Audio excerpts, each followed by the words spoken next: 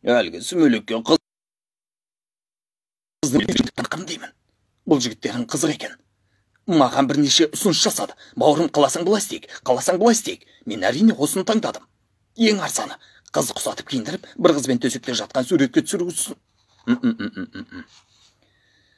Қыз құсатып киіндіріп, бір қызбен төсекте жатқан суретке түсіру ұсынысы. Құдай-ау, не күн туды бауырым. Бұл үшін ақша шығындап не болды? Оны осында әкелу керек еді. Үстіне көйлек кигізіп өзің суретке түсірер едің. Содан соң көрер едің. Жем оңбағанның біреуге қалай жамандық жасайтынын көретін едің. Сосын төсекте жатпаса да креслода отыра берсін. Несі бар? Кая, қойшы сен де. Не айтып отырсың өзің, а? Түк ойланбайсың. Ойыңа келгенді айта бересің. Бері қара. Мұның не енді? Нилай келе жатыр. Нилай келді. Не жаңалық? Апым микрофон қосып Мен де оқи деп отырамын. Если что, мен бармын дубляжда. Если что. Әлі пенсияға кеткен жоқпын десейші. Қосыңдар ей.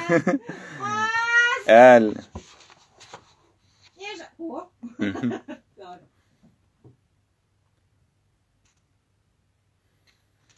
Не жаңалық? Кел кеудем соң. Кел. Жаңалық жақсы емес. Ештеңе көңіл күйімді бұза алмайды. Махир. Жаңалық жақсы емес. Ештеңе көңіл күйімді бұза алмайды. Лимон қосылған кексімді ішіп, шайыңды ішіп, рахаттанып екі аяғымды созып тұрып демалам бүгін. Кая? Не? Барда ханның соңғы айтқанын әкеп бер. Иә, әрине. Хүлия, бұл жолы сен оңдырмайды бәлем. Бері қара, не боп қалды? Адамды қорқытпаңдаршы. Қорққаның жөн, кеудем соң, қорқ. Пандораның жәшігі ашылды. Сұмдықтың көкесі болады. Жем бәрін біліпті. Дәлелдерімен қоса. Ішінде әлгі құшынаштың түсініктемесі де бар. Бәрін бір жерге топтап реттеп келді де, Хүлияны боп салады. Қарағым, Хүлия бәрін біледі. Не?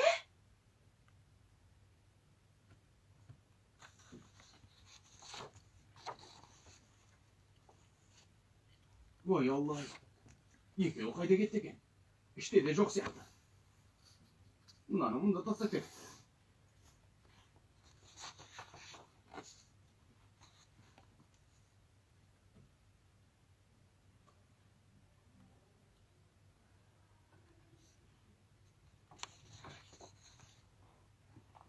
Жауап берді.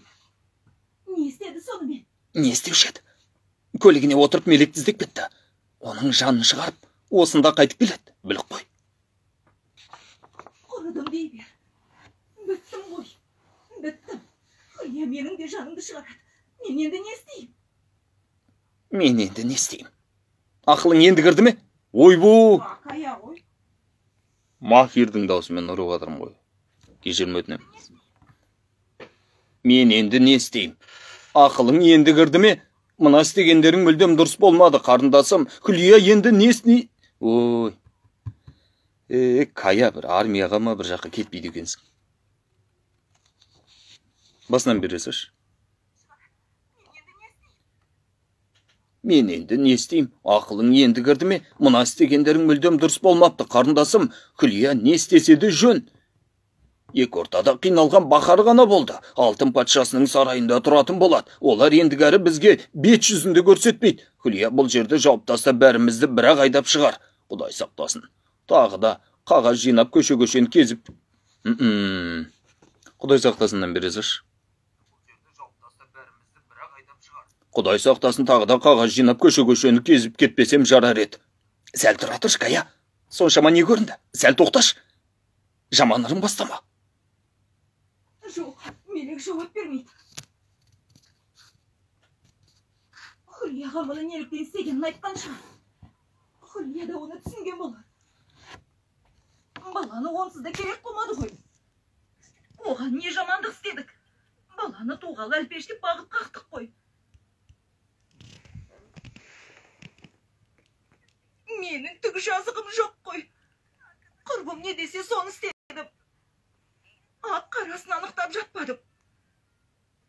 Мелек Хүлияның бағын ашты. Байрамы мырза Кая мен Мелектің аты шықты деп, баласына Мелекті алып бермей қойып еді. Құшағындағы баласымен Хұрияны баласына берер ме еді? Хұрия жатса тұрса қайта бізге рахмет айтуы керек. Еші мұны біліп қойса, Хұрияға не істер екен енді? Сендерге бірден айтайын. Көресіңдер әлі. Бақар айналып, ақыры біздің үйге қайтып келеді.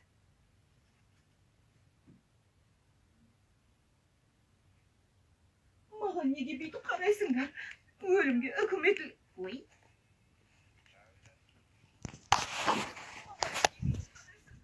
Өлімге үкім етілген адамға қарағандай. Онсыз да солай.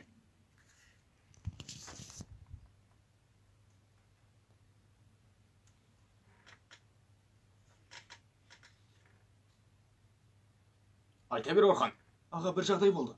Бүгін Сүгейлі ханым мен Хатиже ханымды Филис ханымның үйіне апарған. Не істедім дейсің? Онда апаратың маған неге айтпайсың, Орхан? Аға, Сүгейлі ханым кесетіп тұрып тапсырды. Мұрка. Атыфты созасың. Да? Кесетіп деген не сөз ол?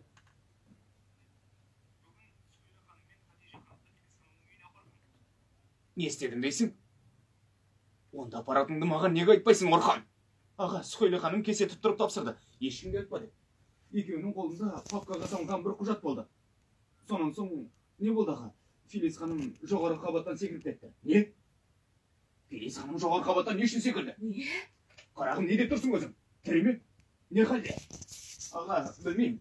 Әйел ауыр хал үстінде, онша үміт жоқ. Жедел жәрдеммен ауруханаға жеткізді. Сүгейлі ханым жылай береді. Бәріне мен кінәлімін деп. Филис ханымның әпкесі сендерді қырамын, жоямын, қанішерлер, анау деп жылынып отыр.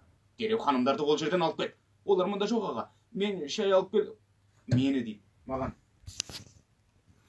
Махаббатың шауып отыр.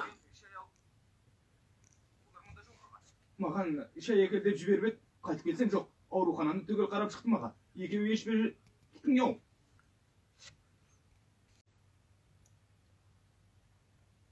Түсінбедім, әке. Не болып қалды? Су берші.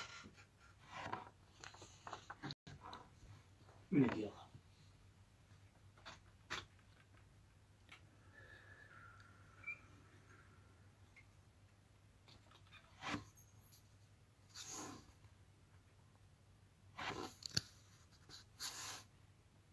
Мен саған не дедім, Атыф? Не дедім саған, Атыф? Ол қағазды апарып сотқа бермекші едім. Ол қатынға апарып көзін шұқыған дес. Ол аздай қорқып қашты деймісің, солай ма? Сұмдық. Әке, не болғанын адамша түсіндірші. Әйел нес, құжат нес? Не істейміз енді, әпке? Не айтуың керек? Ай, түрмеде неше жыл отырар екенбіз.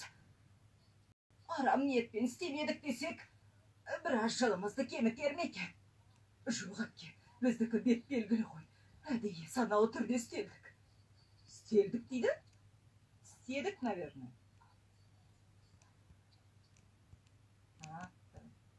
Саналы түрде істедік. Сон. Әдейі саналы түрде істедік. Әттең, ауылға кетуім керек еді.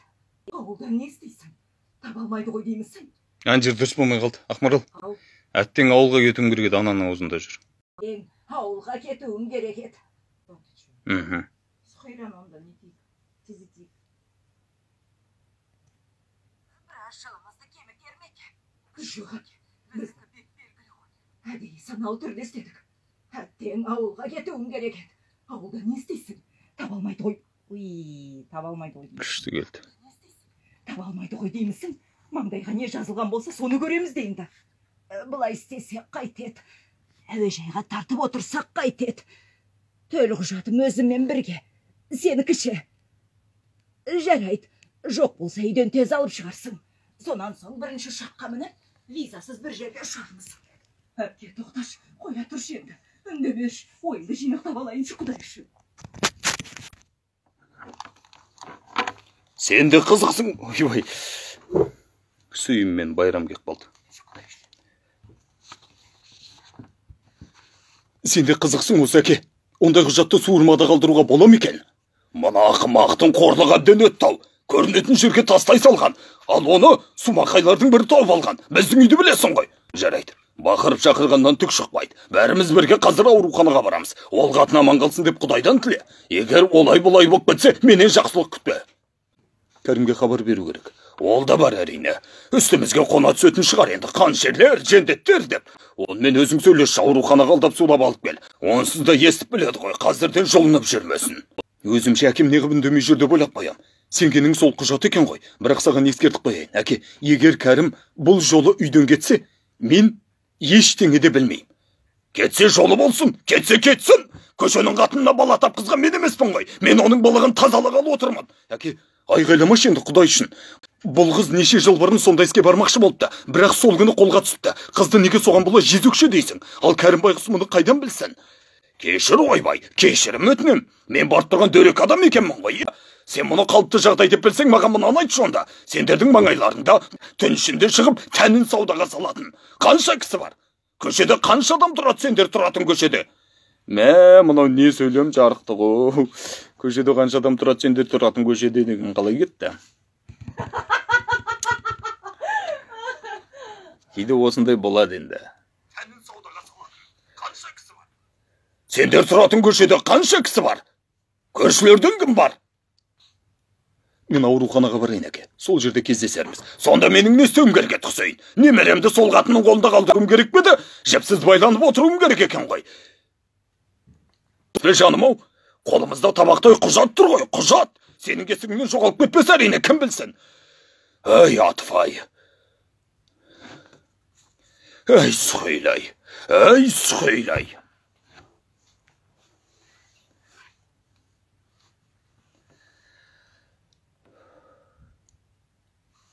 Хабар жетті. Соған іздеп жатыр. Жауап берме, жауап беруші болма. Енді өлтіреді ғой бізді. Тағы не білдіріп жүрсіңдер деп. Бізді мына жерден табылады ғой деймісің?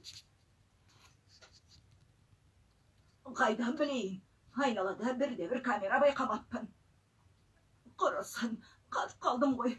Жұқа шығыппыз, қатып қалдым.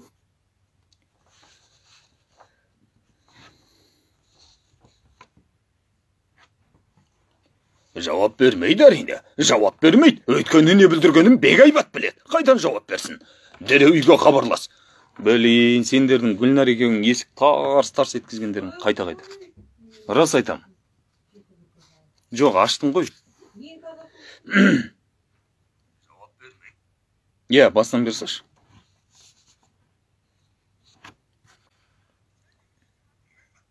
Яғни, көрдің ба, Гүлнар, естідің ба? Жо-жо, оның алдындағы.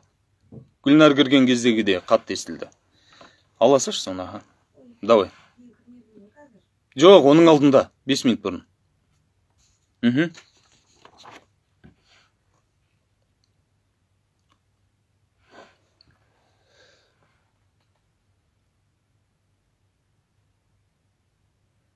Жауап бермейді әрине. Жауап бермейді. Өйткені не білдіргенін жақсы біледі ғой. Қайдан жауап берсін? Дереу үйге хабарлас. Бұлар келе салысымен бізге айтсын. Қақпан жауып тастап, ешкімді кіргізбесін де шығармасын да. Айттым бітті. Құдай оңдап Нұргүл полицияға арыз түсірмесе екен енді. Жарайды. Бұл енді көлікті дайындап қойсын, кеттік.